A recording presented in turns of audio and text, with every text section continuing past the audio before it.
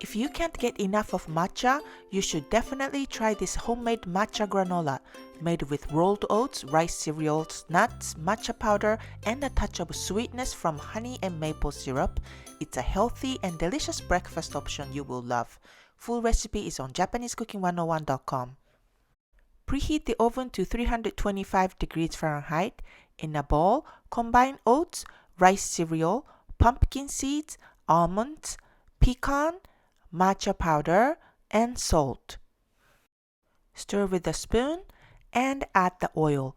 You can use preferred oil such as avocado or olive oil and add some honey and maple syrup. You can use just honey or maple syrup or use both. Stir until everything is coated well.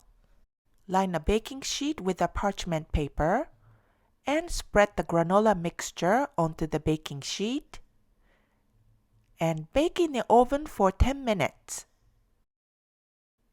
Take it out of the oven and we are going to stir and put it back in the oven and bake for another 10 to 15 minutes until lightly browned. Let it cool completely without stirring. When the granola is cooled, break it up by hand. You can keep large chunks or break it into smaller pieces and stir. Mix in some dried cranberries. You can substitute with any kinds of dried fruits such as raisins or cherries. Once it's cooled completely, store in an airtight container at room temperature. Enjoy it with milk, yogurt, or as a snack straight from the jar. This easy matcha breakfast granola is a flavorful twist on a classic. 美味しい。美味しいね。